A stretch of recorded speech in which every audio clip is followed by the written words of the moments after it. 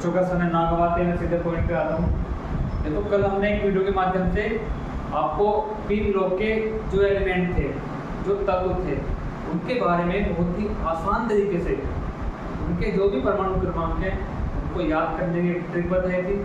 बच्चे इस तरीके से बच्चों को जो पी ब्लॉक के तत्व हैं, एलिमेंट हैं, उनको याद कर सकते हैं। ठीक है, आज हम पी ब्लॉक के जो भी तत्व हैं या फिर एलिमेंट्स हैं उनको लेके आए हैं कि इनमें इलेक्ट्रॉन कितने होते हैं। ठीक है, इनमें इलेक्ट्रॉन की संख्या क्या होती है और इन तत्व में भी इलेक्ट्रॉन होते हैं, वो किस तरीके से काम करते हैं। ठीक है, हाव भाव नियम के अनुसार ऊर्जा के बढ़ते क्रम में जब हम तत्व के परमाणु क्रमांक को रखते हैं तो वो किस तरीके से कार्य करते हैं। तो आइए शुरू करते हैं आज की क्लास। देखो आपके लिए मैं लेकर आया हूँ यहाँ पे, देखो ये क्या है हमारे पास, ये जो फॉर्मेट बना हुआ है ये होता है हमारा पी ब्लॉक। क्या है हमारे पास, ये पी ब्लॉक है।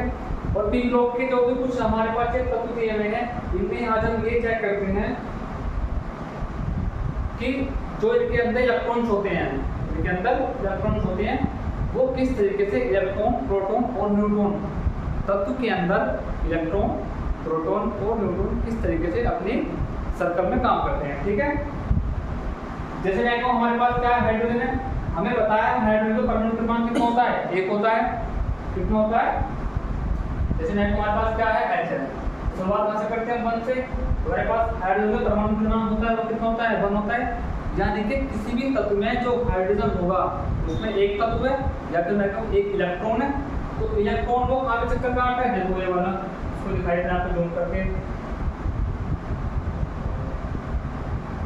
देखो ये कोई तत्व हमारे पास एलिमेंट है, इसमें क्या इलेक्ट्रॉन क्या काट रहा है, चक्कर काट रहा है अपनी वृत्ताकार अवस्था में, यानी कि गोलाई के रूप में। ठीक है, देखो हमारे पास क्या है, लिथियम। अब यहाँ पे आते देखो क्या है हमारे पास, लिथियम का होता है हमारे पास परमाणु क्रमांक कितना होता है, 3 होता है, यानी कि 2 और 1। देखो हम स्टार्ट 2 से क्यों करते हैं, हमें पता है जब हम हाव-भाव नियम के अनुसार करते हैं जो भी हमारे टेबल बनते हैं 1:2, 2:2, 1:2 और 2:2। देखो ऐसे बनती है वाली 1:2 और 2:2। और हमें पता है S में अधिकतम इलेक्ट्रॉनों की संख्या कितनी होती है, हमारे पास 2। S में अधिकतम इलेक्ट्रॉनों की संख्या होती है 2। ठीक है, P जैसे P में 6 होती है, तो अधिकतम कितने इलेक्ट्रॉन आएंगे इसमें, 2। यानी कि जब हम फुल इलेक्ट्रॉन 2 को यहाँ पे रख लेंगे, उसके बाद नेक्स्ट वाले इलेक्ट्रॉन पे जाएंगे। ठीक है, तो ये वाली बात है, कितने होते हैं, 2 और 1। ठीक है, लिथियम कितने होते हैं, 3 होते हैं। देखो किस तरीके से यहाँ पे काम कर रहे हैं। देखो इसमें होते हैं प्रोटॉन और न्यूट्रॉन। प्रोटॉन और न्यूट्रॉन नाभिक के हमेशा केंद्र में ही होते हैं। और मैं प्रोटॉन और न्यूट्रॉन होंगे वो नाभिक के हमेशा केंद्र में होंगे। जो चक्कर काटते हैं नाभिक के चारों ओर, प्रोटॉन काटते हैं, इलेक्ट्रॉन काटते हैं। देखो इलेक्ट्रॉन किस तरीके से चक्कर काटते हैं, अभी बताया था आपको कितना होता है परमाणु क्रमांक उसका, 3। तो किस तरीके से व्यक्त करते हैं, 2 और 1। 2 1 के साथ देख लो, जो फर्स्ट वाला सर्कल है उसमें 2 इलेक्ट्रॉन चक्कर काटते हैं। देखो फर्स्ट वाला सर्कल ये है, इसमें कितने हैं हमारे पास, देखो यहाँ पे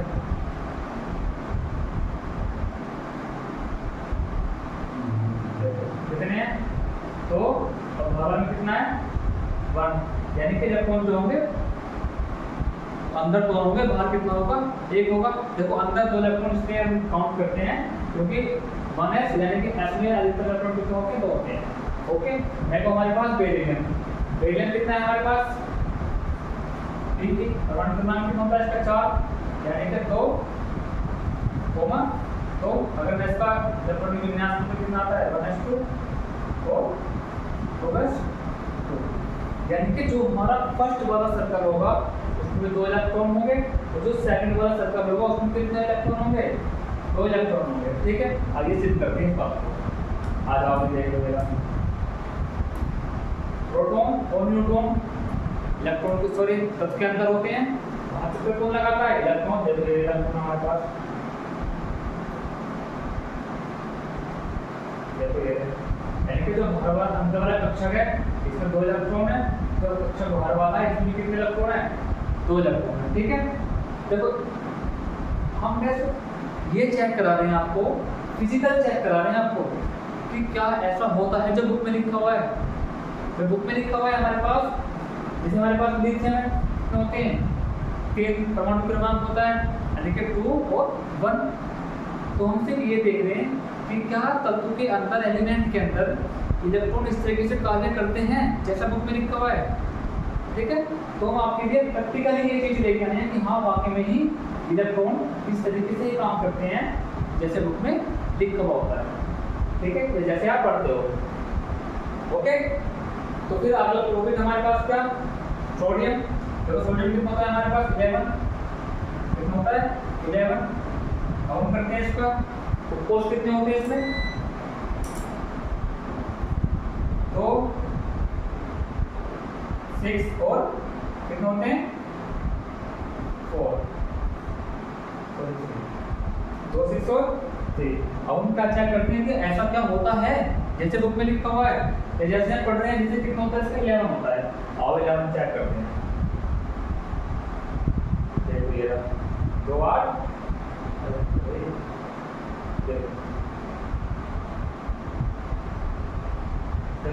जो कक्षक बाहर वाला है इसमें कितने इलेक्ट्रॉन काम कर रहे हैं, तो 1 2। ये वाला कितना, इसके पास ये कितना है, जो नंबर 2 पे इलेक्ट्रॉन है वो कितना है हमारे पास 8, यानी कि 2 8 1 2 3 4 5 6 7 8। और वहां से कौन काटना है हमेशा 1 इलेक्ट्रॉन, तो कौन काटना है 1 इलेक्ट्रॉन। देखो किसी भी तत्व का धात्विक उसकी आकर्षण क्षमता जितनी भी ज्यादा होगी, आकर्षण क्षमता जितनी ज्यादा होगी उसमें इलेक्ट्रॉन बाहर की कक्षा में उतने ही कम होंगे। इलेक्ट्रॉन बाहर के कक्षा में क्या होंगे, उतने ही कम होंगे। और जब इलेक्ट्रॉन कम होंगे तो उसका आकार क्या होगा, छोटा होगा, उसका आकार छोटा होगा। ठीक है, अगर मैं कहूँ मैग्नीशियम कितना, मैग्नीशियम ध्यान कर देता हूँ आपके लिए, तो 8 और 2 2 8 2। अब आप मैग्नीशियम देखते हैं, यानी कि पहले इलेक्ट्रॉन में 2 इलेक्ट्रॉन होंगे कक्षक में, दूसरे में 8 होंगे और तीसरे में 2 होंगे। देखो कर लो चेक, 13 अब आप चेक कर सकते हैं अपने तरीके से।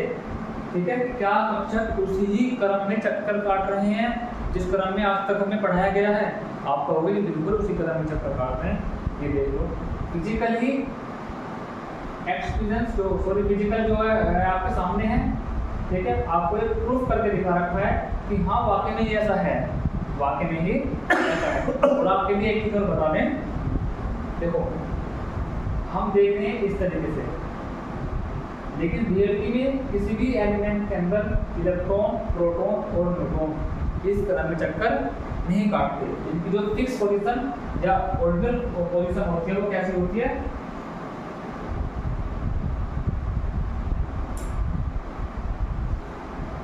ये वाली होती है। वो इस तरह से चक्कर काट होते हैं इलेक्ट्रॉन प्रोटॉन और न्यूट्रॉन। ठीक है, लेकिन खासकर जो प्रोटॉन न्यूट्रॉन होते हैं वो तत्व के केंद्र में होते हैं, तत्व के अंदर होते हैं। ठीक है, मध्य में होते हैं। लेकिन जो इलेक्ट्रॉन होते हैं चक्कर काट होते हैं कहाँ पे, तत्व के चारों तरफ, यानी कि उसकी बाहर वाली अवस्था में, कक्षक में। ठीक है, और किस तरह से चक्कर काटते हैं आपको बता रखा है। जैसे मैं को हमारे पास क्या है, पोटेशियम है, रुबिडियम है। अगर मैं पोटेशियम को ले लूं कितना होता है, परमाणु क्रमांक 19 होता है। कितना है हमारे पास परमाणु क्रमांक कितना होता है पोटेशियम का, 19 होता है। कितना होता है 19। देखो कैसे होगा, फर्स्ट कक्षक में कितने होंगे 2 इलेक्ट्रॉन, दूसरे में कितने होंगे 8, तीसरे में 8 और फोर्थ में 1 2 8 8 1 8 तो 10 18 19। ठीक है, क्या आ जाओ पोटेशियम देखते हैं। ठीक है, इसको बड़ा कर देते हैं। जैसे ये बड़ा, इसको मैं लगा रखा हूँ फिक्स वाली पोजीशन में। ये देख लीजिएगा, यानी कि 2 इलेक्ट्रॉन 8 इलेक्ट्रॉन 8 इलेक्ट्रॉन और लास्ट वाली में 1 इलेक्ट्रॉन। देखो ये रहा 1 इलेक्ट्रॉन, ये जा रहा, ये रहा। ठीक है, तो डेफिनेटली सभी बच्चों के समझ में आ गया होगा कि क्या इलेक्ट्रॉन इस तरह से काम करते हैं। देखो एक बार फिर देख लीजिएगा, एक बार फिर दिखा रहा हूँ आपको, कंफ्यूज नहीं होना है। ठीक है, भले ही आप पूरा ममता पढ़ लो लेकिन सही सटीक रणनीति के साथ पढ़ना होगा। देखो एक इलेक्ट्रॉन है यहाँ पे 2, इलेक्ट्रॉन यहाँ पे, तो ये है 2 इलेक्ट्रॉन अंदर वाले में, साइड वाले में 8 होंगे, थर्ड वाले में कितने होंगे 8 होंगे, लेकिन फोर्थ वाले में हमेशा कितना होगा 1 होगा। क्यों? क्योंकि पोटेशियम का जो परमाणु क्रमांक होता है वो कितना होता है 19, 19 को लिखते हैं कितना 2 8 8 1, ठीक है। ऐसे हम किसी भी तत्व के, चाहे हमारे पास पूरे किसी भी लोग के, डी ब्लॉक हो, एस ब्लॉक हो, डी ब्लॉक हो या फिर एफ ब्लॉक हो, हम किसी भी तत्व का परमाणु क्रमांक से कंफर्म कर सकते हैं या फिर पता निकाल सकते हैं कि किसी भी तत्व का बाहरी जो इलेक्ट्रॉन होगा वो किस अवस्था में होगा, प्रोटॉन और न्यूट्रॉन किस अवस्था में होंगे, ठीक है। जैसे मैं कहूँ हमारे पास कितना है, ये रेड कलर का है, ये रेड कलर के क्या होते हैं प्रोटॉन होते हैं, और जो नीले कलर के क्या होते हैं न्यूट्रॉन होते हैं, ठीक है। और मैं अब आता हूँ आपके लिए, जैसे ग्राफ देखते हैं, जैसे तो हमारे पास कौन सा ग्लोब, पी ग्लोब, अगर मैं कहूँ हमारे पास एस ग्लोब, ठीक है। धन्यवाद।